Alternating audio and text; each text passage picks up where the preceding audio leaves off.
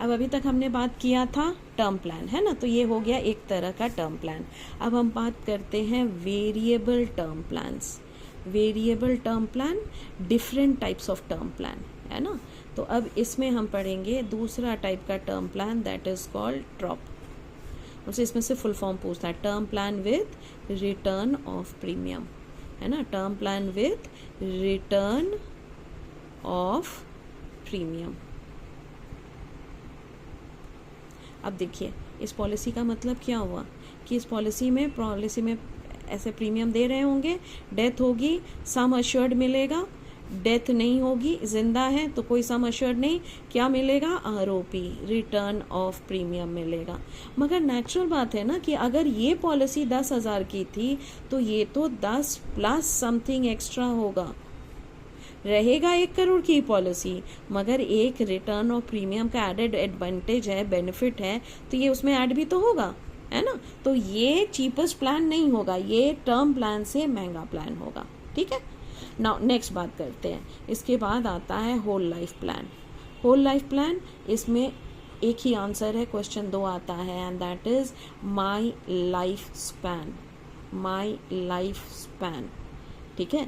अब इसमें क्या हो गया, इस पॉलिसी में हम प्रीमियम देते हैं, जिस दिन मेरी डेथ होगी उस दिन मुझे यहाँ पे एक सम अश्योर्ड मिलेगा, और जो डेथ नहीं होगी ना तो एक एज फिक्स कर दिया जाता है इस पॉलिसी में, कुछ भी 60 हो, 70 हो, 80 हो, कोई भी एक एज फिक्स कर दिया जाता है। जिस दिन इस एज को अटेन करेंगे उस दिन मुझे वो सम अश्योर्ड मिलेगा। बेसिकली होल लाइफ प्लान का मतलब था कि एक दिन तो मेरी डेथ होनी है ना, जिस दिन मेरी डेथ होगी उस दिन मेरे नॉमिनी को पैसा देंगे। तो now instead of waiting for that long, उतने टाइम तक इंतजार करने के बदले करता क्या था, बोला कि भाई तुम आज ही पैसा लेके चले जाओ ना। इस पॉलिसी में आप देखो, इसमें मुझे जो सम अश्योर्ड है वो पक्का मिलता है। जब ये पक्का मिलता है ना तो इसमें मुझे लोन भी मिलता है, इस पे मुझे बोनस भी मिलता है ना, इसमें मुझे सरेंडर वैल्यू भी मिलता है।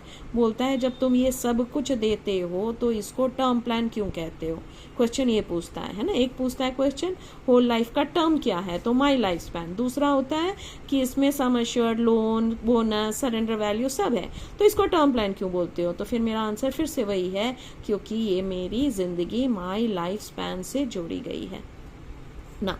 इसके बाद नेक्स्ट चलते हैं, that is convertible term plan. Convertible term plan, आपके पास नोट्स लिखा हुआ है उसमें आप देखिएगा, convertible term plan. Convertible term plan में क्या होता है, ये कन्वर्ट हो सकता है। आज ये पॉलिसी तो मेरी टर्म प्लान चल रही है, अब एंड होने से पहले मुझे दिखता है हम मरने वाले तो है नहीं, है ना, और ये मेरी पॉलिसी खत्म हो जाएगी, तो मेरे को ना कुछ एक टाइम पीरियड देगा, 2 साल 3 साल, इस बीच में if I want I can change this. तो हमसे क्वेश्चन यही पूछता है कि कन्वर्टेबल टर्म प्लान को कन्वर्ट करके क्या बना सकते हैं, तो that is whole life plan, है ना, होल लाइफ प्लान बना सकते हैं। बस मेरे से यही एक क्वेश्चन पूछता है, क्योंकि फिलहाल कन्वर्टेबल टर्म प्लान अभी किसी भी कंपनी में ये पॉलिसी ऐसा नहीं बनी है जहाँ पे हम टर्म प्लान को कन्वर्ट करके होल लाइफ प्लान बनाएंगे। बट ध्यान देंगे, हाँ, ये अभी 1 करोड़ का था, होल लाइफ बनते ही ये लाख में आ जाएगा, ठीक है। कैलकुलेशन डिफरेंट होगा, बहुत कुछ डिफरेंट होगा, और उसके बाद ये चेंज हो जाएगा, ठीक है ना। नेक्स्ट पढ़ते हैं, आपके में 6 नंबर पॉइंट की बात पढ़ते हैं। ये चीज़ ऑलरेडी हम आपको वैसे बता चुके हैं, इंक्रीजिंग टर्म प्लान। आज मैंने पॉलिसी ली जब हम एज 30 में थे, 5 लाख मेरी इनकम थी, तो मेरे को इंटू 20 करके आपने 1 करोड़ की policy they the.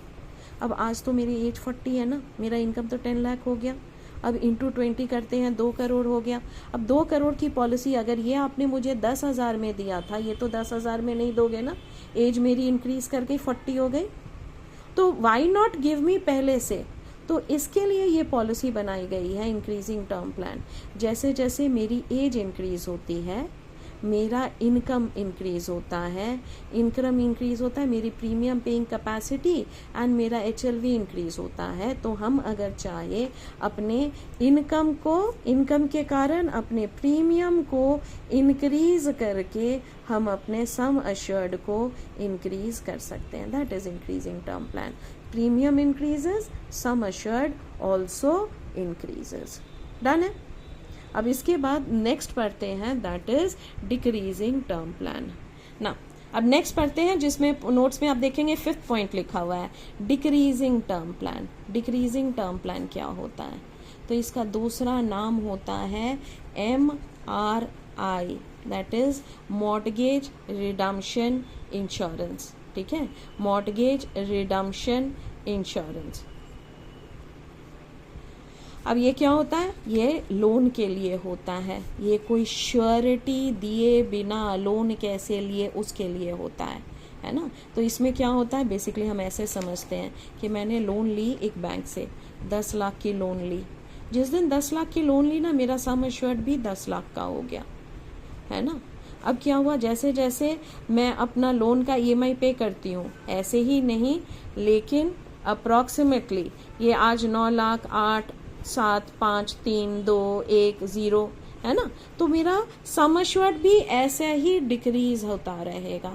So that अगर इन केस बीच में मेरी डेथ हो गई, मेरा लोन अभी 7 लाख बाकी था और मेरी डेथ हो गई, तो ये इंश्योरेंस पॉलिसी इस लोन को चुका देगा, है ना। मेरा पूरा लोन माफ हो जाएगा। ये इंश्योरेंस से इस लोन को कंप्लीट कर दिया जाएगा और बैंक मेरा घर वालों से मेरा घर लेकर नहीं जाएगा, क्योंकि इंश्योरेंस ने उस लोन को पूरा रीपेमेंट कर दिया। अब मेरा घर जो है मेरे घर वालों के पास ही रह जाएगा। तो यहाँ पे क्या हम पढ़ते हैं, ये सारा चीज तो आ गया। डिक्रीजिंग टर्म प्लान का दूसरा नाम MRI, mortgage redemption insurance, loan के लिए होता है, श्योरिटी के लिए होता है। और नेक्स्ट चीज जो हम पढ़ते हैं, इसमें जो मेरा प्रीमियम होता है वो कांस्टेंट होता है एंड मेरा सम एश्योर्ड जो है वो डिक्रीज करता जाता है। इसी डिक्रीज पे डिक्रीजिंग टर्म प्लान इसको कहते हैं। ठीक है, बाकी आपके पास नोट्स में लिखा हुआ है, आप उसको पढ़ लीजिएगा। Thank you.